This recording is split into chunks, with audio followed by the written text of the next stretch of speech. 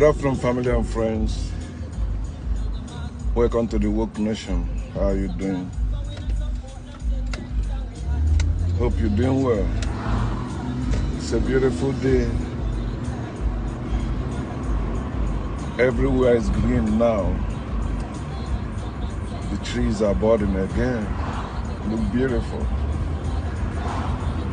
Just as your life ought to be looking beautiful and be beautiful inside out. Don't let anyone make your life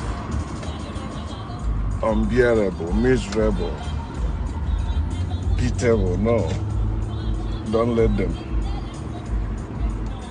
When you know it is your life, then you have to live it. Live it to the fullest. Do what you like, what is good for you. Do what will establish you. Do what will prosper you. Remember the 5 things I've been telling us, we must avoid. They will always surface to show up, making us, trying to lure us to choose them. But we have to say no to them. No to fears. Fear of the unknown. You have to say no to it, trash it. No matter where it's coming from or why it's coming from, you have to trash it. The second one is worry. Why worry when you can walk? You can walk it out. You can walk out too. So why worry? The third one is competition. If you must compete with yourself. But when it comes to you competing with somebody else, say no to it.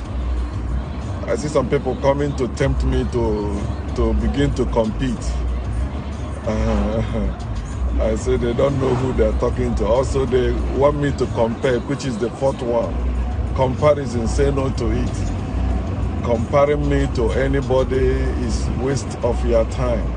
Thinking that I will be like somebody else is waste of your time.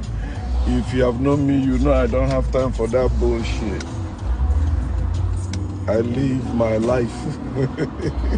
I don't care about how many people that like what I post, because that's not my purpose of posting. If I want to post for likes, like I have that marriage and relationship group, it was almost 100,000 before. But when I begin to, speak the truth they hate to hear, especially Christians, boom, I think it's like either 67,000 now, something like that. I don't care.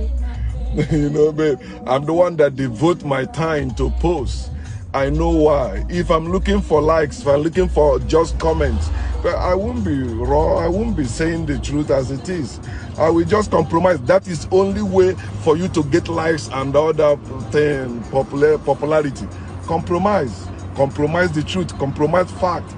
Don't say the truth. Always try to sugar it. Water the truth.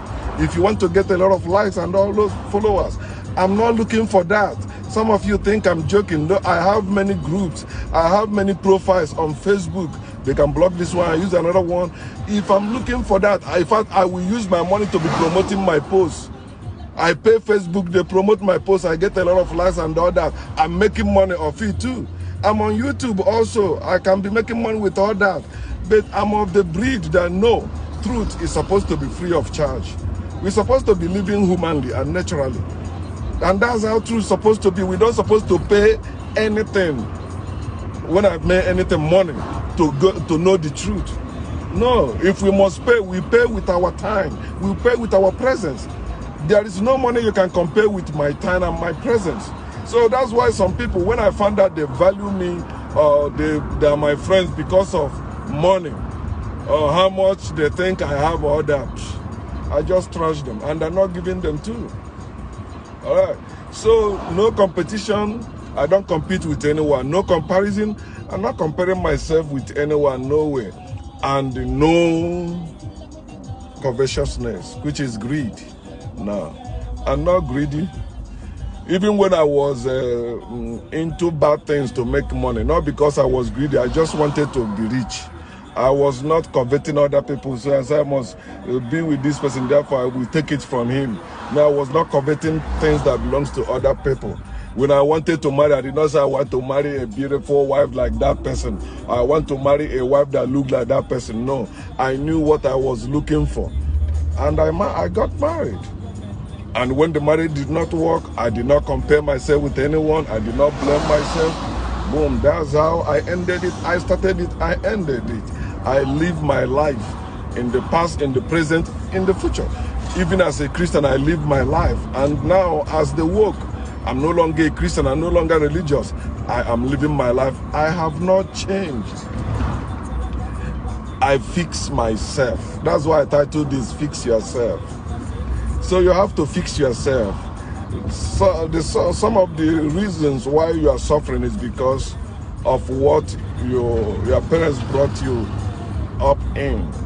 You know, they brought you up as Christians, as Muslims, as Jews, as religious people. And those beliefs, influence your decision, influence your way or your lifestyle.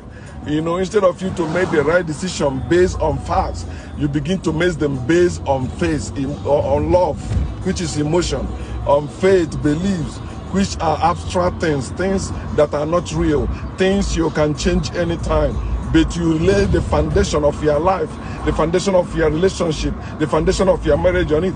Have you seen somebody you so much love to be with, or like to be with, or care to be with, but the person, because of their religious belief, they turn you down? Go check such people, see how they are suffering in their marriage. Some of us grew up with that mentality they inculcated in us without our consent, and it's influencing our decision in life. Then when it doesn't work, as they train us also, we begin to blame the devil or ourselves, but never God. Although you did that in the name of God. Your marriage, you prayed before you get married. You prayed during your traditional marriage and the church wedding and all that. You prayed and committed everything into the hand of God. And they tell you God is able to keep you from falling. But now your marriage is fallen, your life is fallen, your business is fallen. Those things you committed into the hand of God are fallen. But you dare not blame God for not being able to keep you. Because they say if you do it, you're going to hell. You are living in fear and you worry about your future. Then you are competing with others. Is it not the same marriage I have that this one have? My own must be like that. Then you begin to compare yourself with them. You compare your children with their children. And you begin to covet. I must be like that. My children must be like that. A child that have nothing to do with being a doctor, you say you must become a doctor. And you put his head there. And he mess up or you mess him up, then you begin to blame the devil, but never God.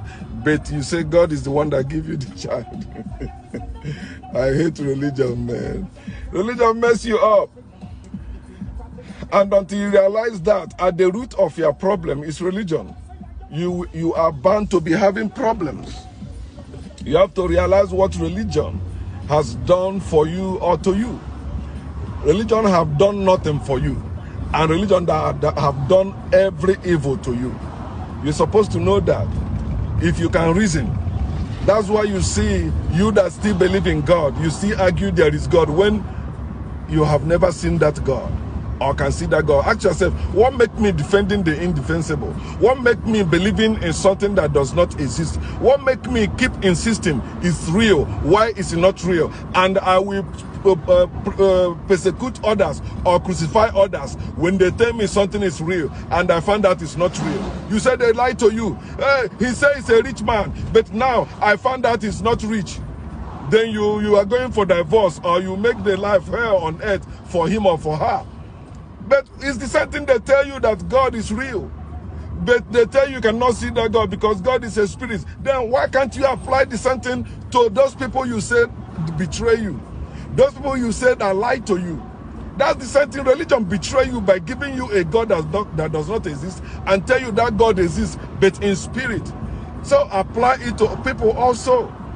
Apply it to, if you are living by faith, live by faith in everything. Not you live by faith in certain things, but in other things, no, you are living by sight. No, that's hypocrisy. And that's why religion is hypocrisy. Their teachings, everything about them is hypocrisy. Without hypocrisy, there will be no religion. You have to keep lying when about something, about that thing, for you to remain religious. For you to be free, you have to tell yourself the truth. You have to fix yourself, adjust, correct yourself. Sometimes you are waiting for somebody to come and correct you. You keep looking for information. Sometimes it's not information you need, because all the information you need, you already got them. You already have them. But you need to correct yourself. That habit you have, what influenced you to have that habit, you have to drop it.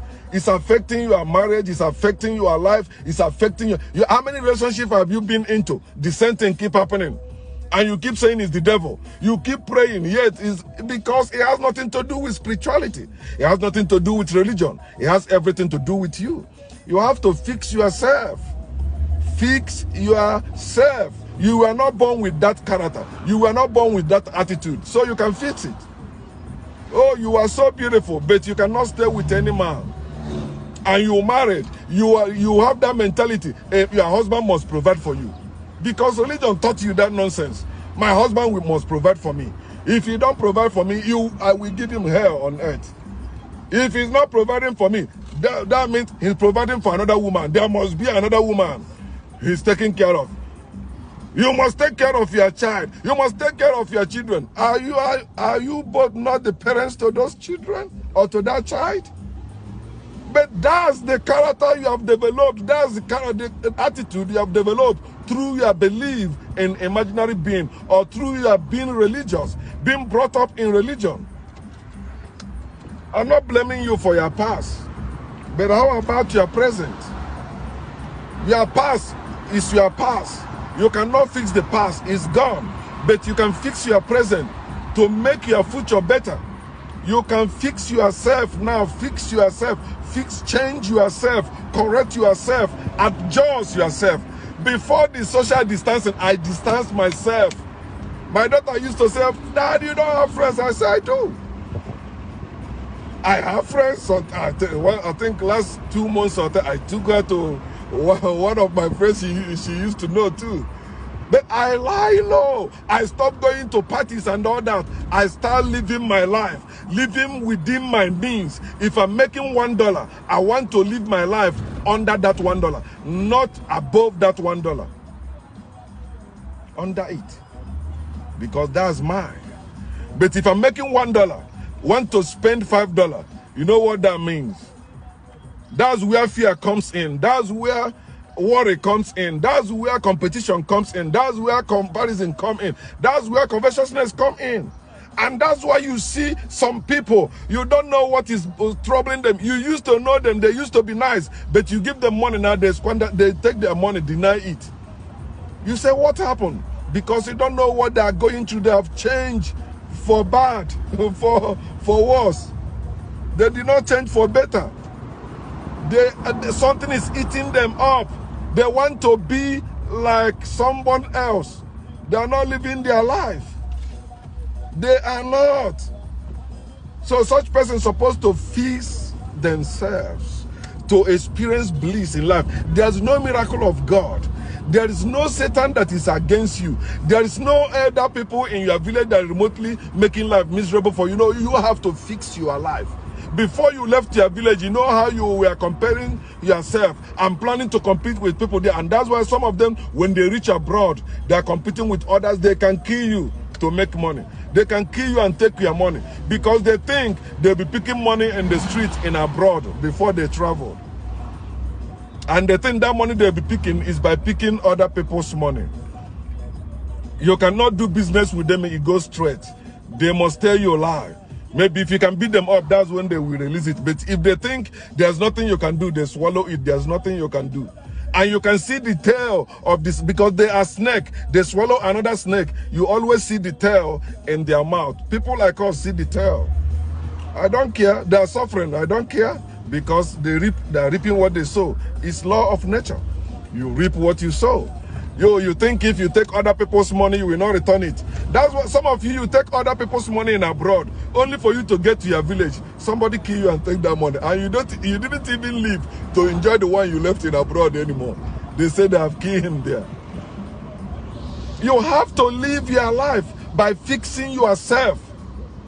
What is your priorities? What is your value? What is that thing that drives you on? Fashion? All those material things that we go? That's bullshit.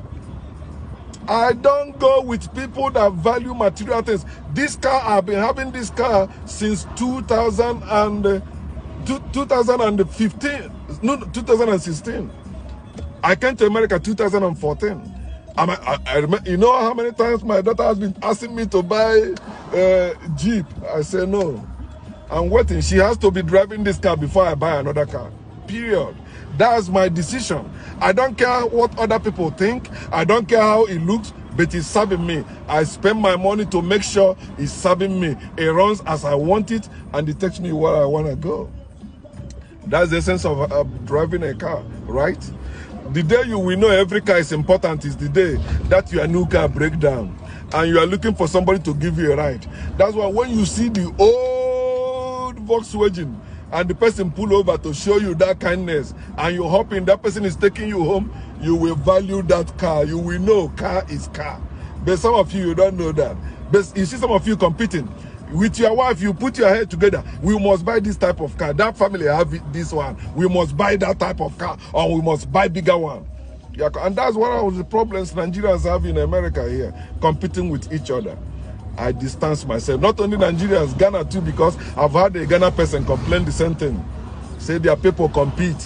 Africans competing. Why? Because they are poor in Africa. Such thing they never experience it. So when they travel abroad and see it, oh, I did not come to America to make money the first time. No, I made money when I was in Nigeria.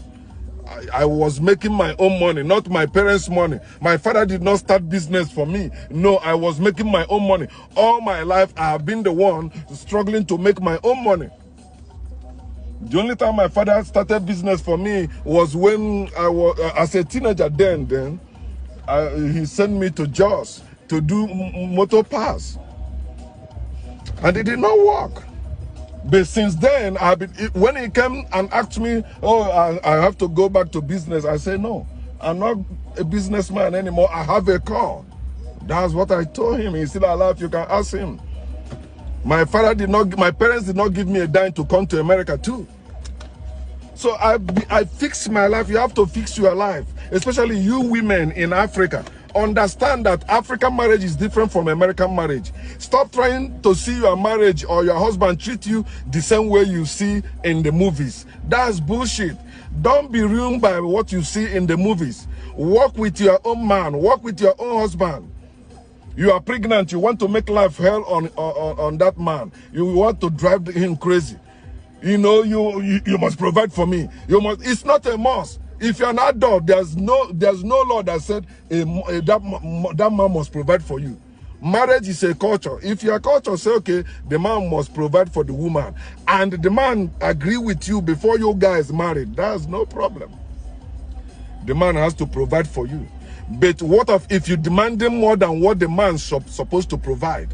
You want him to treat you as that man is treating his wife. You want to dress like that other man's wife. You say he must provide. And you are having problem with all the family members. Not just so somebody like me will give you the information you need, but sometimes it's not information you need, it's to fix yourself. You have to live with your husband within your means.